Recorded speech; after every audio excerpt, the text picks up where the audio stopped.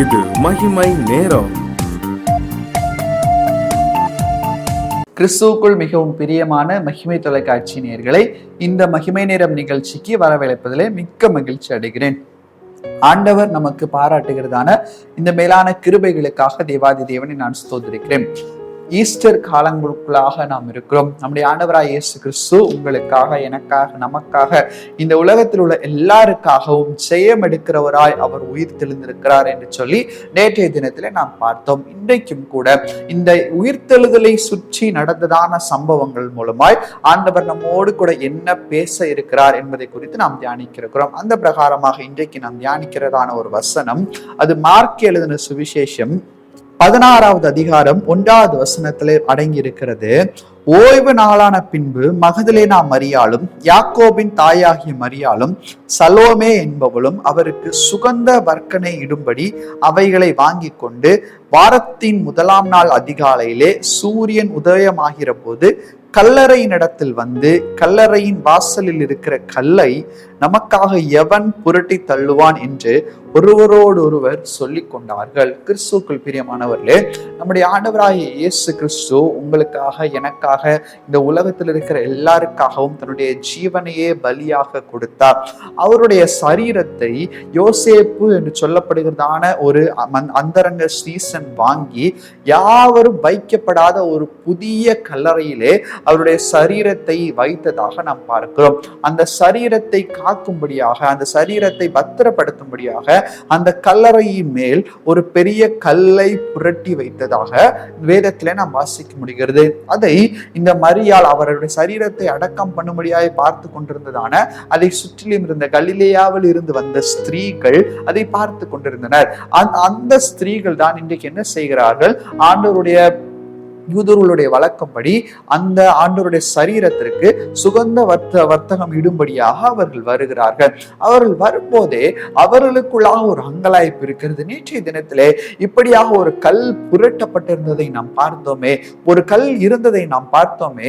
இந்த கல்லை யார் நமக்காக புரட்டி தள்ளுவார், இந்த கல்லை யார் புரட்டி தள்ளுவார் என்று சொல்லி அவர்கள் ஒருவரோடு ஒருவர் பேசிக் கொண்டு வருகிறார்கள். அந்த கல்லை புரட்டி தள்ளுறத்தக்கதான பலன் நமக்கு ஒருவருக்கு இல்லையே. அந்த கல்லை புரட்டி தள்ளினால் மாத்திரமே நாம் எதற்காக வந்தோமோ ஆண்டவருடைய சரீரத்தை நாம் பார்க்க முடியும், அதற்கு சுகந்த தைலங்கள் எல்லாவற்றையும் நாம் பார்க்க முடியும் என்று சொல்லி அவர்களுக்குள்ளாக ஒரு பேச்சுவார்த்தை நடந்து கொண்டிருக்கிறது. அதை தான் இந்த இடத்துல பார்க்கிறோம். இந்த கல்லை நமக்காக எவன் புரட்டி தள்ளுவான் என்று ஒருவரோடு ஒருவர் சொல்லிக் கொண்டார்கள். இது ஒரு அங்கலாய்ப்பின் ஒரு வார்த்தையாக இந்த இடத்துல சொல்லப்பட்டிருக்கிறது. ஒருவேளை நாம் ஒரு இடத்திற்கு செல்லுகிறோம், ஆனால் அந்த இடத்துல போய் என்ன செய்ய போகிறோம்? அங்கு ஏதோ ஒரு சௌகரியம் நமக்கு நிகழ வேண்டும், ஆனால் அதற்கான எந்த ஒரு ஆயத்தங்களையும் நாம் செய்யாமல் அந்த இடத்திற்கு புறப்பட்டு செல்கிறோம் என்று சொன்னால் அந்த இடத்துல நமக்கு எப்படி ஒரு வியாகுலம் நேரிடுமோ அதே போலதான் இந்த ஸ்திரீகளுடைய வாழ்க்கையிலும் கூட நாம் ஒரு பிரயாணப்பட்டு நாம் செல்கிறோம், ஆனால் நம்முடைய பிரயாணம் வீணாகி விடுமோ, நாம் செல்கிறதான இந்த காரியம், நாம் எடுத்து செல்கிறதான இந்த சூழ்நிலைகள் எல்லாம் வீணாகி விடுமோ என்று சொல்லி அவர்கள் மனதுக்குள்ளாக ஒரு அங்கலாய்ப்போடு கூட கடந்து போகிறார். கிறிஸ்துவுக்குள் பிரியமானவர்களே, இன்றைக்கு நம்முடைய வாழ்க்கையை சற்று நாம் திரும்பி பார்ப்போம். நம்முடைய ஆண்டவராகிய இயேசு கிறிஸ்து இன்றைக்கு நம்மை மீட்டு நமக்கு ரட்சிப்பை அருளி நம்ம இந்த இடத்துல ஜீவன், சுகம், பலன் தந்து நம்மை வைத்திருக்கிறார். நம்முடைய வாழ்க்கை பயணத்திலே நமக்கு எதிரடியாக வருகிறதான அநேக இந்த கல்லை போன்றதான அநேக தடைகள் காணப்படும். நம்முடைய பரலோக ராஜ்யமாகிய அந்த இலக்கை அடையும்படியாக நாம் ஓடிக்கொண்டிருக்கிறோம். ஆனால் அந்த இலக்கை அடையும் போது முன்பதாகவே அநேக தடைகள் காணப்படலாம். விழுந்து விழுந்து எழுந்திருக்கிறதான ஒரு சூழலை நமக்கு இருக்கலாம். உலகத்தின் பாவங்கள் நம்மை நெருக்கி கொண்டிருக்கலாம், இச்சைகள் நெருக்கி கொண்டிருக்கலாம், உலகத்தின் ஆஷா பாசனைகள் நம்மை நெருக்கி கொண்டிருக்கலாம். அதோடு கூட மட்டுமல்லாமல் கடன் பிரச்சனை ஒருவேளை உங்களுக்கு பெரிய கல்லை போன்று, பாரத்தை போன்று அது இருக்கலாம். இந்த கடன் பிரச்சனையிலிருந்து நான் எப்படி மீளப் போகிறேனோ, இந்த வியாதியிலிருந்து நான் எப்படி மீளப் போகிறேனோ. இன்னைக்கு அநேக வாழ்க்கையில வியாதி என்பது ஒரு பெரிய கேள்விக்குறியா இருக்கிறது. இதற்குமே பொறுமையா இருக்காதவர்கள் மருத்துவமனையில சென்று காலை முதல் மாலை வரை காத்திருந்து அந்த மருத்துவரை சந்திக்கிறவர்களாய் கூட இருக்கிறார்கள். இப்படியாக அந்த வியாதியானது அவர்களுக்கு ஒரு பெரிய ஒரு வியாகுலத்தை ஏற்படுத்தி இருக்கிறது. இந்த கல்லை போல அந்த வியாதி நின்று அதை புரட்ட முடியாதபடிக்கு நீங்கள் ஒருவேளை சிரமப்பட்டு கொண்டிருக்கலாம். அந்த கல்லை எப்படி நான் தள்ளி போடுவேன் என்று சொல்லி இந்த ஸ்திரீகள் தங்களுக்குள்ளே பேசி கொண்டது போல நீங்களும் ஒருவேளை யாரிடத்தில் யார் எனக்கு ஆறுதல் செய்வா, எனக்காக யார் உதவி செய்வார் என்று சொல்லி நீங்களும் ஒருவேளை அங்கலாய்ப்போடு கூட ஒரு வியாகுலத்தோடு கூட மற்றவர்களிடத்தில் நீங்கள் சொல்லி வந்திருக்கலாம். ஆனால் இன்னைக்கு ஆண்டவர் சொல்லுகிறார், உயிர்த்தெழுந்ததான அந்த ஜெய கிறிஸ்துவாகிய ஆண்டவர் சொல்லுகிறார், வேறு யாரும் இல்லை, நான் உங்களுக்காக யுத்தம் செய்கிறேன், நான் உங்களுக்காக ஜெயத்தை கொடுக்கிறேன். நீங்கள் எதை நினைத்து கலங்கி நிற்கிறீர்களோ, எதை உங்களால் விட்டுவிட முடியவில்லை, எதை உங்களால் ஜெயம் எடுக்க முடியவில்லை என்று சொல்லி இருக்கிறீர்களோ, உங்க எல்லாருக்காகவும் மரணத்தை நான் ஜெயித்தேன், உலகத்தை ஜெயித்தேன், பிசாசை ஜெயித்தேன், இப்போது இந்த வியாதியையும் கூட நான் ஜெயிக்கிறேன், இந்த வியாதியை நான் முன்னிட்டு விளக்குகிறேன், இந்த கடன் பிரச்சனை தீர்க்கிறதுக்கான ஆலோசனையை நான் உனக்கு கொடுக்கிறேன் என்று சொல்லி தேவனாகிய ஆண்டவர் நம்மை பார்த்து சொல்லுகிறார். கிறிஸ்துவுக்குள் பிரியமானவர்களே, இந்த சகோதரிகள் இப்படியாக அவர்கள் அங்கலாய்த்து கொண்டு வருகிறார்கள். ஆனால் என்ன நடந்தது பாருங்க, 4வது வசனம், அந்த கல் மிகவும் பெரியதா இருந்தது, அவர்கள் ஏறிட்டு பார்க்கிற போது அது தள்ளப்பட்டிருக்க கண்டார்கள். அந்த கல் மிகவும் பெரிய கல்லா இருந்தது, மிகவும் பெரிய கல். ஒருவேளை சிறிய கல்லா இருந்தால் அவர்கள் 3-4 பேர் போகிறார்கள், அவர்கள் எல்லாரும் சேர்ந்து அதை தூக்கி வைத்திருக்கலாம். ஆனால் சேர்ந்து வைத்தாலும் கூட தள்ள முடியாத ஒரு பெரிய கல் என்று சொல்லி அவர் இந்த இடத்துல சொல்லி இருக்கிறார்கள். இப்படிப்பட்டதான ஒரு சூழலை தான் நமக்கு இருக்கிறது. எத்தனையோ பேர்கிட்ட நான் கேட்டுட்டேன், எத்தனையோ பேர்கிட்ட நான் ஆலோசனை கேட்டுட்டேன், எத்தனையோ பேர்கிட்ட நான் உதவி கேட்டுட்டேன், ஆனா எதுவுமே முடியாதபடிக்கு நான் ஒரு தனி மரமாய் நான் இருக்கிறேன்.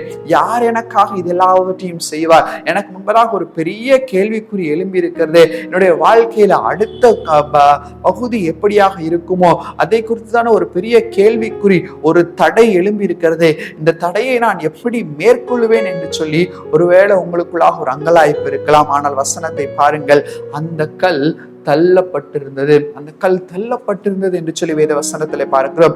யார் அந்த கல்லை தள்ளினார் என்று சொல்லி பார்க்கும்போது மத்தேயு எழுதின சுவிசேஷம் 28வது அதிகாரம் 2வது வசனத்திலே, அப்பொழுது பூமி மிகவும் அதிரும்படி கர்த்தருடைய தூதன் வானத்திலிருந்து இறங்கி வாசலில் இருந்த கல்லை புரட்டி தள்ளி அதன் மேல் உட்கார்ந்தான். கர்த்தருடைய தூதன். இன்னைக்கு இந்த ஸ்திரீகளுடைய அங்கலாய்ப்பை கேட்டதான் அந்த ஆண்டவர் தன்னுடைய தூதனுக்கு கட்டளையிடுகிறார். அவர்கள் என்னை காணும்படியாக வருகிறார்கள், அவர்களுக்கு நான் ஒரு ஏமாற்றத்தை கொடுத்து விடக்கூடாது என்பதற்காக தன்னுடைய தூதர்களுக்கு அவர் கட்டளையிட்டு அவர் அந்த கல்லை புரட்டி போடுகிறதை நாம் பார்க்கிறோம். தடைகளை தகர்த்து எறிகிறவர் இன்றைக்கு உங்களுக்கு முன்பாக கடந்து செல்கிறார். ஒருவேளை உங்களுடைய ஆவிக்குரிய வாழ்க்கையில ஒரு போராட்டம் இருக்கலாம், ஆவிக்குரிய வாழ்க்கையில முன்னேறி செல்வதற்கு இந்த கல்லை போன்றுதான ஒரு பெரிய தடை உங்களை தகர்த்து கொண்டு இருக்கலாம், உங்களை பிடித்து இழுத்து கொண்டு இருக்கலாம். ஒவ்வொரு நாளும் நீங்கள் முற்படுகிறீர்கள், ஆனால் உங்களுடைய முற்படுதல் கேள்விக்குறியாக தான் இருக்கிறது. இன்னைக்கு உங்களை பார்த்துதான் ஆண்டவர் சொல்லுகிறார், சகோதரனே சகோதரியே, தடைகளை தகர்த்தெறிகிறவர் இன்னைக்கு உங்களுக்கு முன்னதாக கடந்து போகிறார். அந்த உயிர்த்தெழுதலின் வல்லமை இன்றைக்கு உங்களுக்குள்ளாக கடந்து வருகிறது. ஆவியில நிரம்பி நீங்கள் ஜெபிக்கிற போது, ஆவியில நிரம்பி ஆண்டவருடைய வார்த்தையை நீங்கள் பிரசங்கிக்கும் போது, ஆவியில நிரம்பி ஆண்டவருடைய வார்த்தையை தியானிக்கும் போது, அந்நிய பாஷையில நிரம்பி நீங்கள் ஜெபிக்கும் போது கர்த்தர் உங்களுக்காக அந்த தடையை நீக்கி போடுகிறவராய் கூட காணப்படுகிறார். அவர் தம்முடைய தூதர்களுக்கு கட்டளையிடுகிறார். அவர்கள் தங்களுடைய கைகளில் உங்களை ஏந்தி கொண்டு போவார்கள் என்று சொல்ல வசனம் இன்றைக்கு உங்களுடைய வாழ்க்கையில் நடக்கிறது.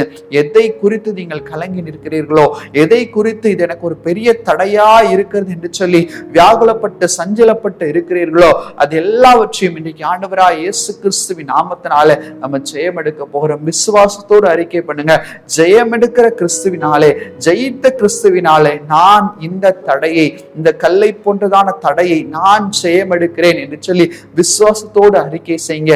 இன்று இரவுல ஆண்டவர் ஒரு பெரிய மாற்றத்தை உங்களுக்கு நிச்சயமாக கொடுப்பார். பிரியமானவர்களே, அதுல எந்த விதமான சந்தேகமும் நமக்கு வேண்டாம். ஆம், இன்னைக்கு நம்மோடு கூட கர்த்தர் நிச்சயமாய் பேசி இருக்கிறார்.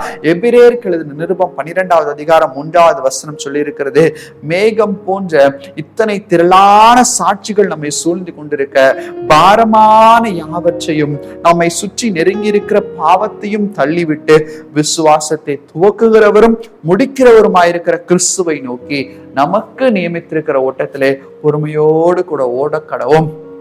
பிரியமானவர்களே, பாரமான யாவற்றையும் நாம் தள்ளிவிட வேண்டும், பாவத்தை நாம் விட்டுவிட வேண்டும். ஏன் என்று சொன்னால் ஆண்டவர் இது எல்லாவற்றையும் ஜெயித்தார் என்கிறதான சாட்சியின் வார்த்தைகளை நாம் கேட்டுக்கொண்டிருக்கிறோம். எனவே நமக்கு நியமித்திருக்கிறதான ஓட்டத்திலே ஒரு அங்கலாய்ப்பு இனி என்னுடைய வாழ்க்கையில இல்லை, ஒரு கவலை என்னுடைய வாழ்க்கையில இல்லை. ஆண்டவர் எனக்கு ஜெயம் கொடுக்கிறார், நான் ஆண்டவருடைய பிள்ளையாய் நான் மாறி இருக்கிறேன், ஆண்டவருடைய பிள்ளையாய் இருக்கிறேன். எல்லாவற்றிலும் அவர் ஜெயம் கொடுக்கிறவராய் கூட இருக்கிறார். எல்லா விசுவாசத்தோடு சொல்லுங்க, ஜெயம் கொடுக்கும் தேவனுக்கு ஸ்தோத்திரம். இந்த தடைகளை தகர்த்து போடுகிற தேவனுக்கு ஸ்தோத்திரம். இந்த தடைகளை தாண்டி என்னை பயணிக்க செய்கிற தேவனுக்கு கோடான கோடி ஸ்தோத்திரம் என்று சொல்லி விசுவாசத்தோடு கூட அறிக்கை செய்யும் போது அந்த வார்த்தைகள் இன்றைக்கு உங்களுடைய வாழ்க்கையில வல்லமையா இறங்குகிறதை நீங்கள் காண்பீர்கள். உங்களுடைய வீடுகள்ல இருக்கிறதான எல்லா தடைகளும் இயேசுவின் நாமத்தினால அவர் தகர்த்து போடுகிறார்.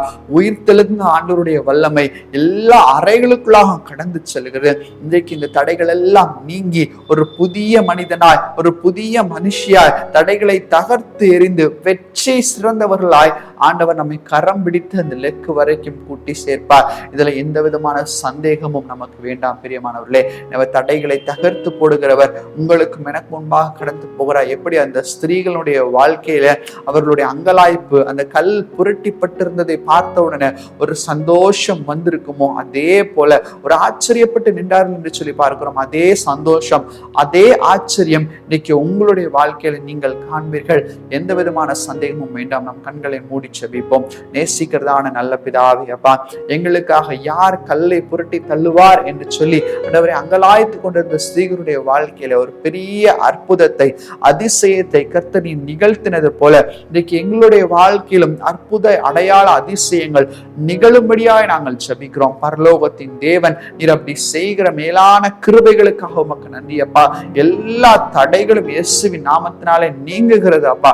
ஜெயம் எடுக்கிறோம், இயேசுவின் நாமத்தினாலே ஜெயம் எடுக்கிறோம். பிசாசை ஜெயம் எடுக்கிறோம். தடைகளை தகர்த்து போகிறவர் எங்களுக்கு முன்பாக நீர் கடந்து போகிறதற்காக உமக்கு நன்றி.